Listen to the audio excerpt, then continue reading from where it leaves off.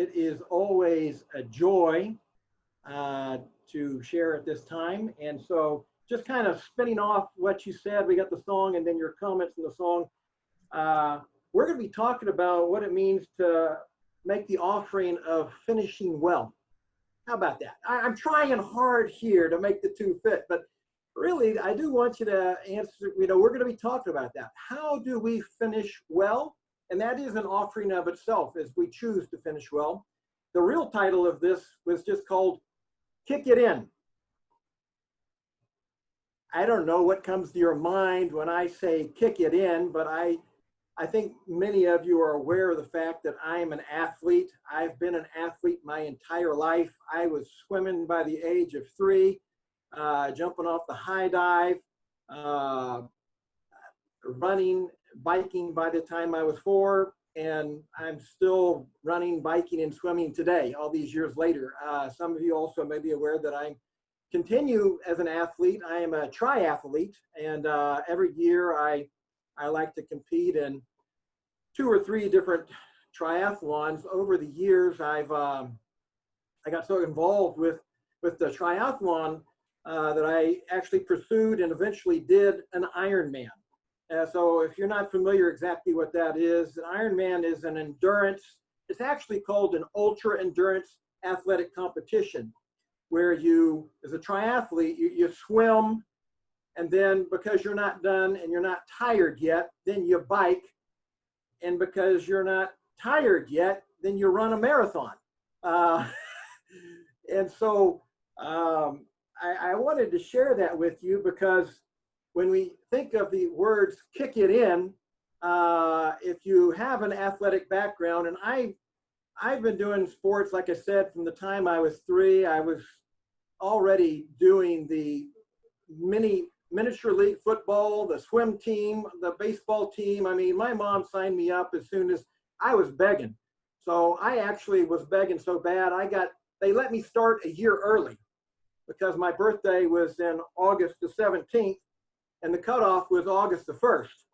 But they said, his birthday's almost, so I got to start doing a lot of the athletic competition early.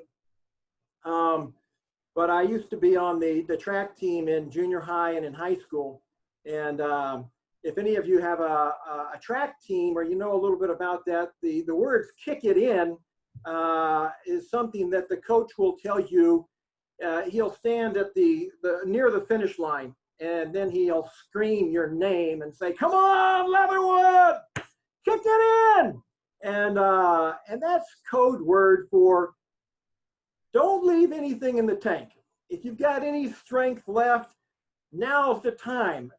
Run as fast as you can. Kick it in because you're at the finish line. So I see Janice smiling a little bit already. She's heard this message before because every time I go on a vision trip, and so if you've been on me with a vision trip, some of our DPRs have been, and I find a way at every one of our vision trips to preach this exact message that I'm preaching to you. I just haven't shared it here in 17 years. And I thought to myself, you know what? Last time I shared, I said, I need to share, kick it in. And so today you're getting that. And I just wanted to share a little bit more here that the kingdom of heaven is not like an ultra endurance race.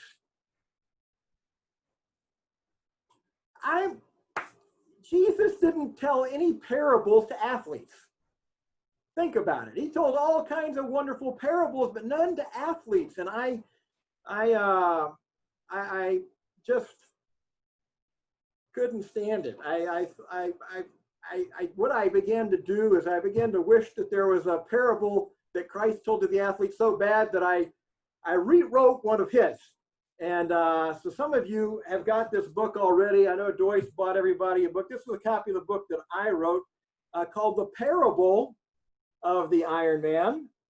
And so I wanted to read for you a parable of Christ that I rewrote for athletes.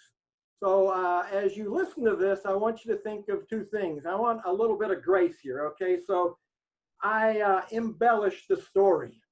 I amplify the story, but I just other than taking artistic license there, I want you to try and imagine in your mind, which parable of Christ am I retelling?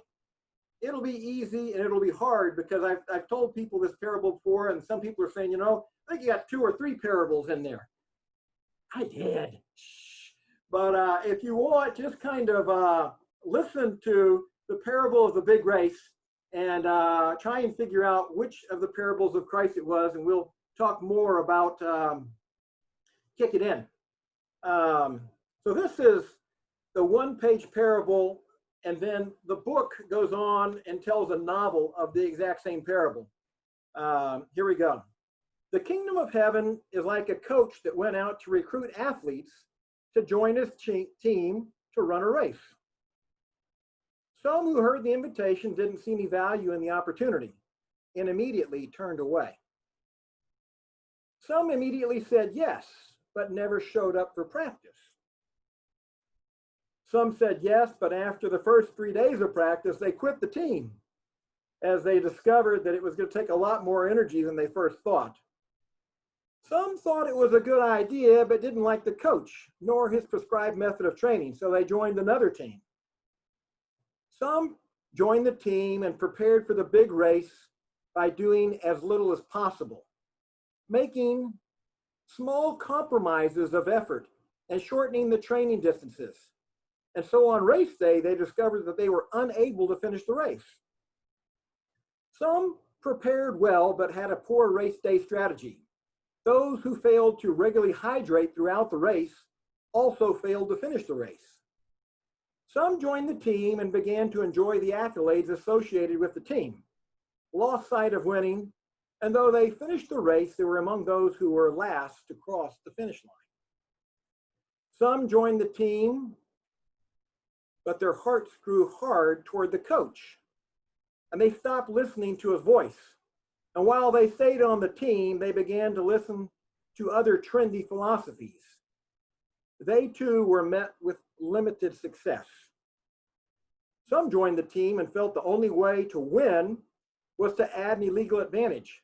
So they secretly began to seek performance enhancement through doping.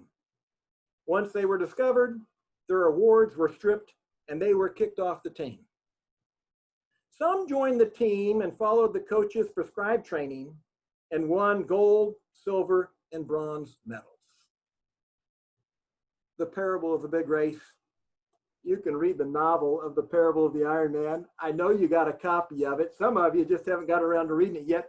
Best book ever. Anyway, without putting in a shameless plug there, let's get on with this whole idea of kick it in, and not necessarily the parable of the big race. You know, while Jesus didn't tell any parables to athletes, Paul did. And we know that he gives a couple of illustrations about athletic competition. And there is great debate on who wrote the book of Hebrews. I just want to just acknowledge that we don't know. Some suggest that Paul wrote it. Maybe he did. Instead of saying the author of Hebrews, I'm just going to say Paul. But in Hebrews chapters 11 and 12, most of you have a little sign that kicks up in your mind right away. It's almost like, you know, knowing the Beatitudes. Well, that's Matthew 5, 6, and 7. The chapter of love, that's 1 Corinthians 13. One of the chapters that's well memorized, at least the thought of it is, it's called Hebrews chapter 11, the Hall of Faith. Have you heard that? You've been in the church too long. A preacher has taught you about the Christian Hall of Faith. And so I just wanted to come back to you and suggest that the Hall of Faith is actually a ultra endurance race. I'm not kidding. I'm not the first person to have preached this message, but the scriptures kind of lend that way to an ultra endurance relay race.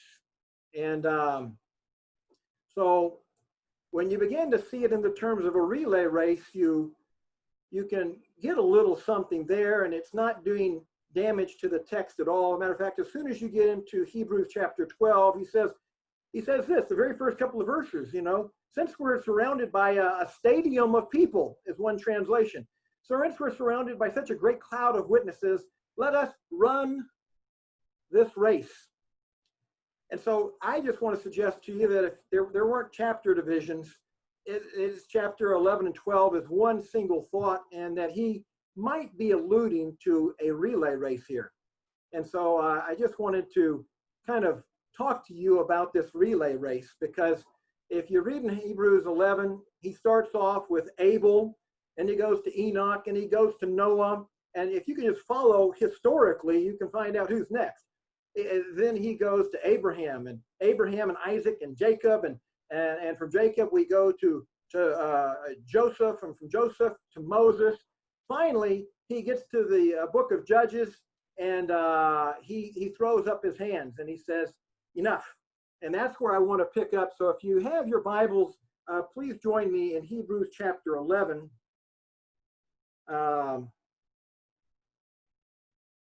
Verse 32.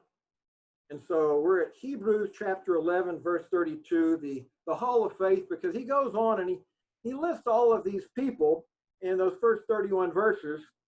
In verse 32, he gets to the book of Judges and he kind of changes thing. This is an honest preacher here. He knows he's preaching, and he just owns up to it right here. And he says in verse 32, how much more do I need to say? He says, listen, I've made my point. It would take me too long. I'd just be a long-winded preacher to recount the stories of the faith of Gideon and Barak and Samson and Jephthah and David and Samuel and all the prophets. By faith, these people overthrew kingdoms, ruled with justice, and received what God had promised them. They shut the mouths of lions. They quenched the flames of fire and escaped death by the edge of the sword. Their weakness was turned to strength. They became strong in battle and put whole armies to flight. Women received loved ones back again from the dead. We just finished verse 35 here. Let me just pause to make a little point, because as an athlete, sometimes we use the imagery of, running uphill, running downhill, running against the wind. A lot of the imageries are there. And I just wanted you to note that he's making a case here that in this relay race, there were times in the relay race where some of our guys, those big names, they were winning the race. They had it good. They were running downhill with the wind at their back. Everything that they touched seemed to be blessed. Victory, victory, victory. But now he's going to talk about some other people on our team. These were people on our team that had to carry the baton uphill. They had to carry the baton into the wind, a fierce wind. The heat was hot for these folks. And so now let us begin at verse 35, is in the middle of verse 35. He talks about some of these teammates of ours. And he starts off with the word but. Okay, he says, everybody had it good so far. Look at the victories. Look at the faith. Look at the faith. Look what their faith did. These people rode on the wings of eagles with their faith. But there's another group of people that also had faith. Let's read about them. But others, and I'm going to add the word here, don't call me a heretic, but others through faith. But others who had faith were tortured, refusing to turn from God in order to be set free. They placed their hope in a better life after the resurrection. Some were jeered at, and their backs were cut open with whips. Others were chained in prisons. Some died by stoning. Some were sawed in half, and others were killed with the sword. Some went about wearing skins of sheep and goats, destitute and oppressed and mistreated. They were too good for this world, wandering over deserts and mountains, hiding in caves and holes in the ground. Verse 39, all these people earned a good reputation because of their faith, yet none of them received all that God had promised. For God had something better in store for them, that they could not be made perfect without us. In one version, in the New Living Translation, back in the 1996 version, it says, God had something better in store, for no one can receive the prize until we finish the race. Listen to that again. God had something else in store so that they could not be perfected without us, for no one can receive the prize until we finish the race.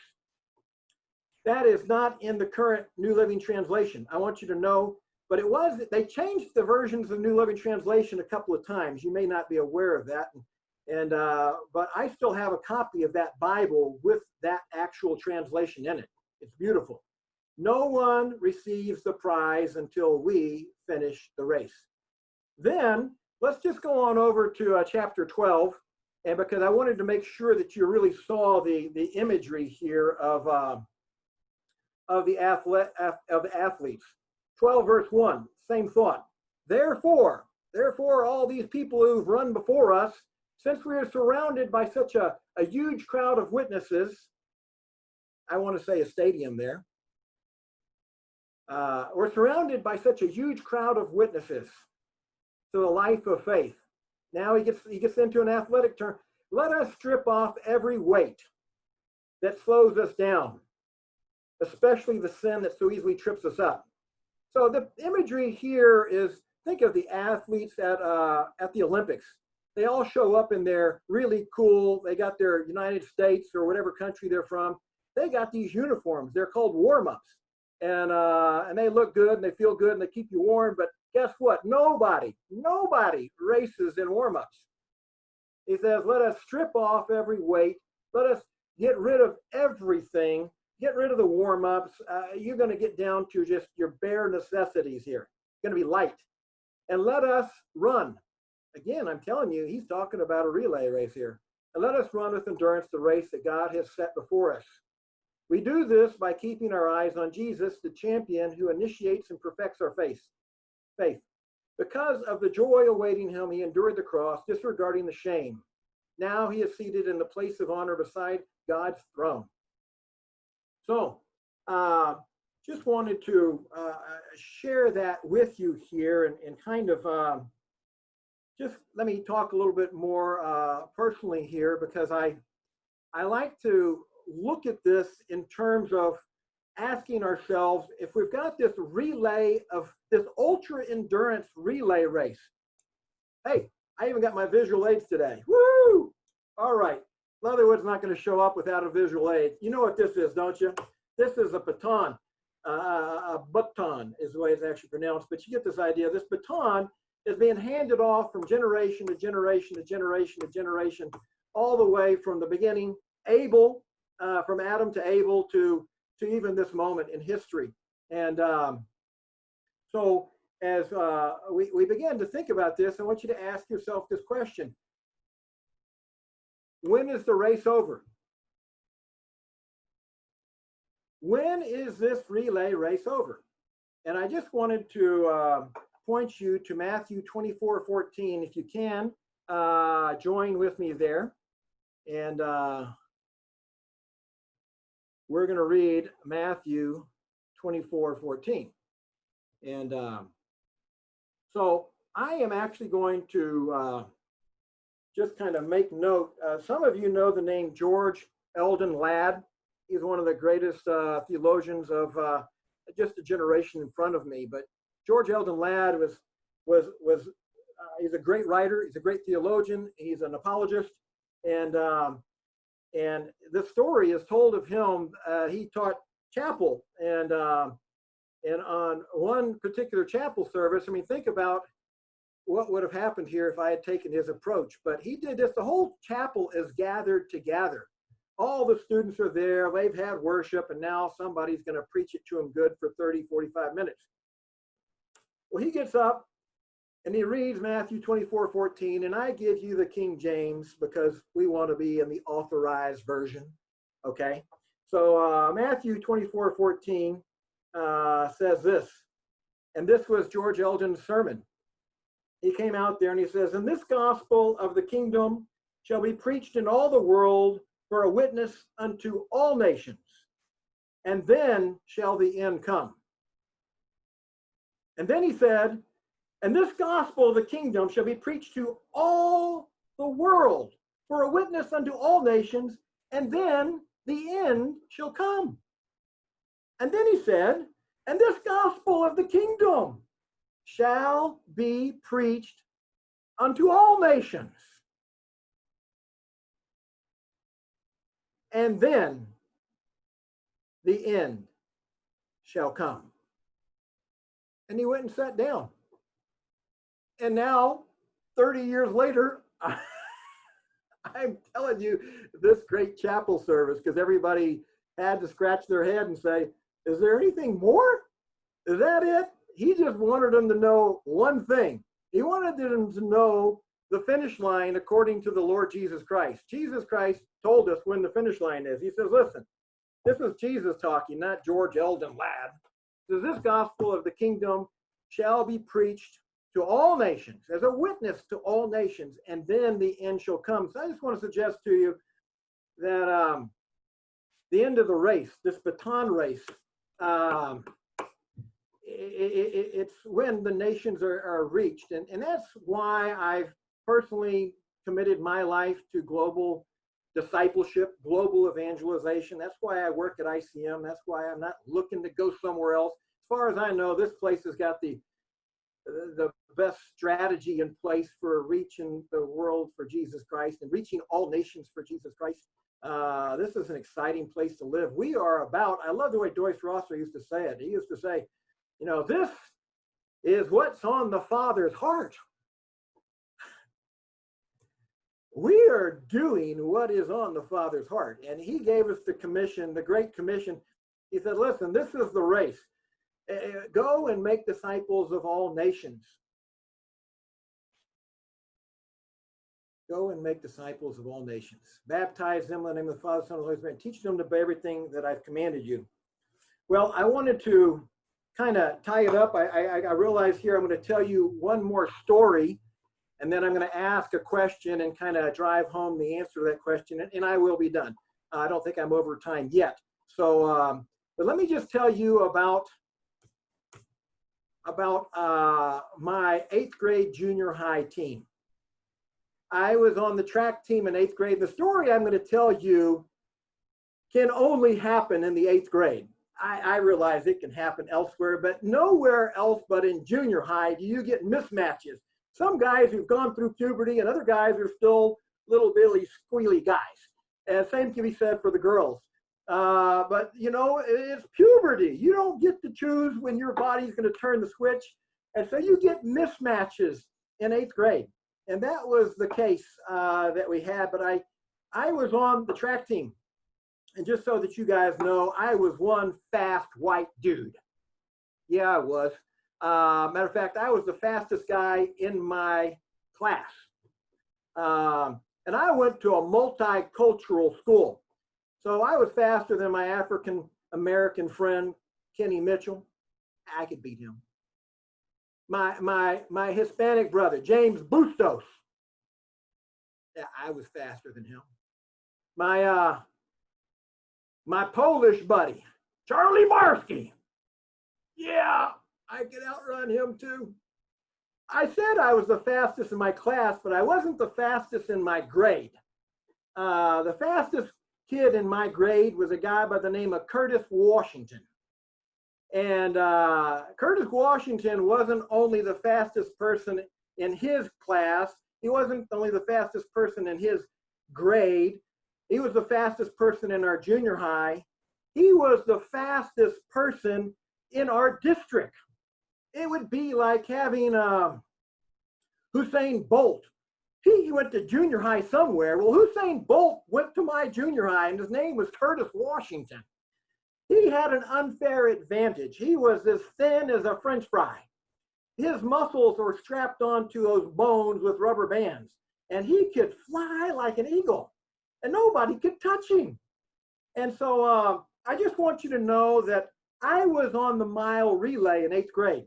And, the person who runs the mile relay, they often have somebody called the anchor.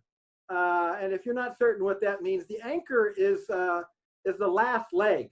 And if you know anything about relays and these types of events, the fastest person on your team runs the last leg. And I just want you to know, I never got to do that. Curtis Washington was the guy that you wanted to do that. And so Curtis was always the finisher of the race. And, but I do want you to know, I'm just bragging here a little bit. What do you do with the second fastest guy? Your second fastest guy usually starts the race. And that was the case. And I would start the race, this mile relay. So if you don't know what that is, everybody runs 1 mile around the track. You hand it off. And as soon as you hand off, you have to make a decision. You only have 2 options. You can go onto the football field, or you can go into the stadiums. And what I like to do after I hand it off, the one thing you can't do is you can't stay on the track. There are runners coming. There are racers coming. And you got to get off the track. So I would always get off the track instead of going onto the field, which you couldn't really, I was just done running, and I wasn't about to keep up with my guy and follow him all the way around. The best place to watch the next guy was to get into the stadium. So this is a little junior high. We got a little bleacher seat for the parents to watch their football, and maybe a couple of parents come to the track meet. But I would go into the bleachers and stand on the highest bleacher, and I could watch my buddies run the race. And so this is exactly what happened. And you can imagine, it says, sometimes in a relay race like this against other teams, we would actually be winning when I handed off the baton. And can you imagine? Just follow this. In the scripture that I read to you, Hebrews chapter 12, verse 40, it says, "No one receives the prize until we finish the race." And so I just want you to realize how stupid it would have been for me to go to the judge and say, "Hey, give me my medal, man. I want my award. Give it to me now." He's not going to give me no medals. They don't give out medals in the middle of the race. He says, "Listen, after the race is over, that's when you get the medals." And so I would go into the stadium, into the bleachers, and the next guy would hand off the baton, and he would join me in the stadium. And the next guy would hand off the baton, and he would join me at the top of the bleachers. And then we together would watch Curtis Washington. You want Curtis Washington on your team in 8th grade. I'm telling you the truth. This can only happen. I watched it happen. On this particular day, when Curtis Washington got the baton, he was 50 steps behind. 50 steps behind the leader. There isn't anybody in pro sports can make up 50 steps, not at that level, not at that league, it's just never going to happen. But junior high, 8th grade, it can happen. And Curtis Washington was looking at making up 50 paces, and we knew something about Curtis. The louder you yelled and the more you yelled, the faster he'd run. And I watched Curtis Washington that day make up 50 steps in a quarter mile and won that race. And we were all in the stadium, and we were shouting and screaming, "Come on, Curtis, kick it in!" And he didn't let us down that day. He kicked it in across the finish line. And, coach is standing there 25 yards in front of it saying, "Come on, Curtis, kick it in, you can do it." And, I just want to suggest to you in the Hebrews chapter 11 that there is now, according to the scriptures, Hebrews 12:1, it says, "Since we're surrounded by such a great cloud of witnesses, if you will, allow yourself to imagine with me that all of these people, the Hall of Faith, they're in the stadium right now. And they're screaming out to us. They're yelling at the top of their lungs, 'Kick it in.'" Can you imagine Moses right now? He's up there, says, "Come on, Leatherwood. finish the race.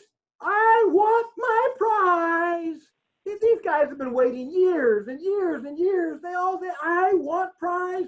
Nobody gets a prize until this generation runs across the finish line. I don't know what they call us. There's the Xers, the Yers. I call us Generation Ace.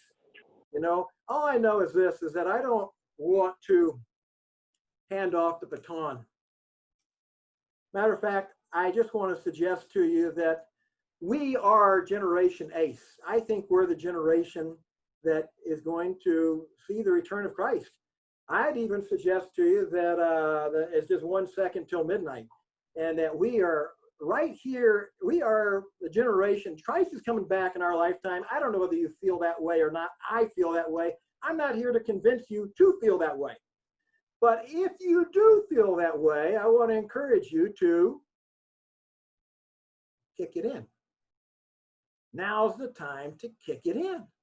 If you're thinking to yourself, man, it sure seems like Christ has got to be coming back soon, I think Leatherwood's right. We're at the finish line. What do we do? What do we do? How do we finish strong? I want to ask that question again. I want you to think about it, and then I'm going to give you just 3 or 4 ideas real quick. But ponder it yourself. How do we finish strong? What's it mean, not in athletic terms, what's it mean to take a life and finish strong? Well, I want to give you 2 thoughts. First of all, is that we need to be exactly about the work that we're doing right here at ICM. Since we know that the finish line is when all nations are reached, according to Jesus Christ, this gospel shall be a witness to all nations, then the end will come. Hey, man, we're about the Father's business. Congratulations. Amen to every one of us. Thank you for being aboard this team. It is great to have you as part of the ICM team. It's great to be a part of the ICM team. Janice, thanks for leading this team. What a joy. I can feel good about waking up TGIM every week. Thank God it's Monday. Man, we get to run towards the finish line because we know that we're involved with the cause of reaching all nations. But let me turn it on you this way. How do we finish strong? I got this wonderful, I want to turn the question on its head and say, how did Jesus finish strong? A little bit different question, but I think it reveals a lot.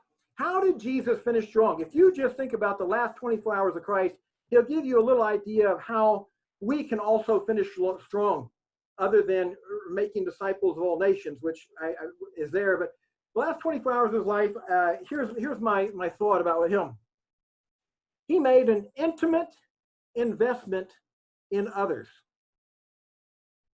He made an intimate investment in his 12, the Last Supper. What did he do? He said, I'm not doing this alone. He said, man, I'm pressing in, and I'm pressing in with my disciples. I want my gang here with me. And I just want to suggest to you, one way to finish strong is to press in for intimate investment of the disciples that you are around and that you're with and that you're making. Also notice that he, in the last 24 hours, he pressed into his Father. He pressed into intimate investment with God. He poured his guts out in prayer. He pursued the Lord like he'd never pursued him before. It says that he dropped sweats of blood. I mean, he pressed into the Father. That's always a good idea for us. You know, out of the pressing into the Father, you know, there was a battle of the wills going on there. And whenever you press into the Father, you will discover a battle of wills. It'll be your will and his will. But he did something, and he's a model for us. Even here at the end of the finish line, we need to yield. Not my will, but thy will be done. So as you press in, just realize he's going to ask you to lay down your life. And we need to just be willing to say yes, which takes me to the next one, and then there's one more. The next thing that he did was that he suffered faithfully. I don't know whether you're a pre-tribber or a mid-tribber or a post-tribber, or whether you think you get any tribulation in your life, or whether you just think that you're going to have to go through the birth pangs of this world coming to the end. Any way you look at it, we need to make a choice to suffer well. And that's similar to being an athlete. You know, when the coach says sprint across the finish line, sometimes I've run across the finish line with a cramp in my leg, cramps in my side. It doesn't matter. I always still can hear Coach's head. I sprint across every finish line of every race I've done in the last 17 years, which takes me to the very last one, which is, Jesus Christ, he not only suffered faithfully, but even on the cross, he had time. He made time for one more lost dude. Unbelievable. Even in death, he dies with excellence. Even to the last, he's there you talk about the finish line. The guy is on the cross. The moments are counting. And he says, listen, this guy says, I believe it's today you're going to be with me in paradise. Why was that? It's because the whole time that he'd been on the cross, he maintained perfect composure of suffering faithfully. That guy came to the conclusion, says, this guy's not like us. This guy is not like us. And Jesus made time for one last soul. And so that's it, folks. Thank you for allowing me to share the devotions with you this morning. I know I went a little long, but we are the generation that's going to carry this across real quick. Press into the Father to finish well. Press into your group of disciples and finish well. Decide to yield your will to finish well. Decide to suffer faithfully. And realize that until we give up our last breath, make room to serve and make one more disciple. Love you guys. Thank you. Glad to be a part of Generation Ace.